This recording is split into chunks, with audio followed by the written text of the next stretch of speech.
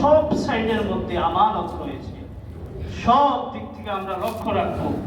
আল্লাহ তাআলা আমাদের সবাইকে এই আমানতের প্রতি লক্ষ্য রাখার তৌফিক দান করুক। সবাই বলেন আমিন।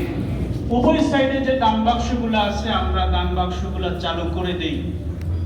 উভয় সাইডে দান বাক্স আছে, দান বাক্সগুলো চালু করে দেই। এই 5 নম্বর গুণের কথা আল্লাহ বলেছেন। 6 নম্বর কথা ওয়াআহদিহি রাউন, সেটা হলো ওয়াদাকে রক্ষা করা। কি করা? ওয়াদা করে ওয়াদা ভঙ্গ না করা, প্রতিশ্রুতি করে প্রতিশ্রুতি না ভাঙা, এটা হলো ঈমানদারের বৈশিষ্ট্য।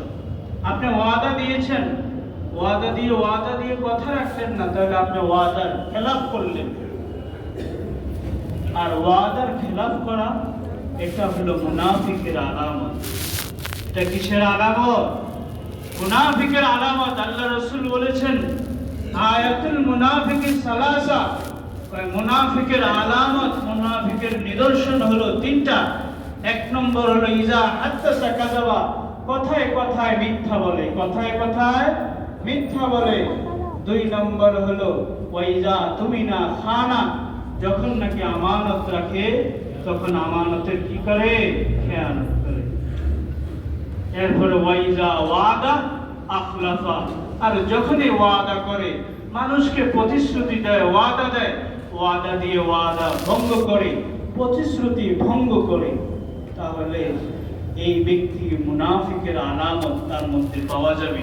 এই জন্য আল্লাহ তাআলা বলছেন ওয়াদিহিম রাউন, তোমরা পরস্পরের মাঝে যে ওয়াদা দিবে, প্রতিশ্রুতি দিবে, এই প্রতিশ্রুতিগুলোকে তোমরা সংরক্ষণ করবে, হেফাজত করবে, তাহলে তোমরা প্রকৃতপক্ষে ঈমানদার হবে। আল্লাহ তাআলা 7 নম্বরে আল্লাহ তাআলা বলছেন ওয়াল্লাযীনা হুম আলা সালাওয়াতিহিম ইউহাফিজুন। আল্লাহ তাআলা 5 ওয়াক্ত নামাজ ফরজ করেছে। এই 5 ওয়াক্ত নামাজ নাকি যারা যথাসময় সুন্দরভাবে হেফাজত করবে, 5 ওয়াক্ত নামাজকে কাজা করবে না, নামাজের টাইম হয়েছে জামাতের সঙ্গে নামাজ আদায় করবে, এরাই হবে এই মোট 7টা গুণের কথা। কয়টা গুণ? 7টা গুণের কথা আল্লাহ তাআলা বলছেন।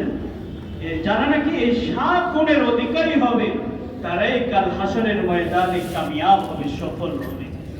তারা কি দিয়ে সফল পাবে?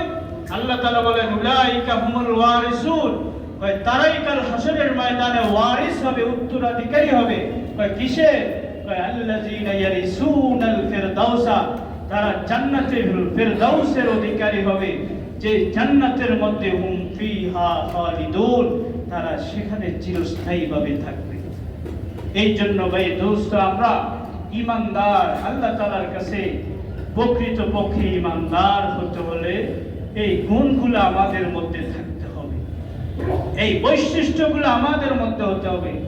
ঈমানদারদের বৈশিষ্ট্যগুলো দেখা যায় আজ অমুসলিমরা তারা এগুলাকে ফলো করে, কিন্তু মুসলমানদের থেকে এগুলো আস্তে আস্তে দূর হয়ে গিয়েছে। আমানতদারিতা নাই, ওয়াদা খেলাফি করে। কিন্তু এগুলা হলো মুসলমানের অনেক গুরুত্বপূর্ণ বিষয়। এই আল্লাহ রাসূলের আখলাক দেখে তো অমুসলিমরা ইসলাম গ্রহণ করেছে।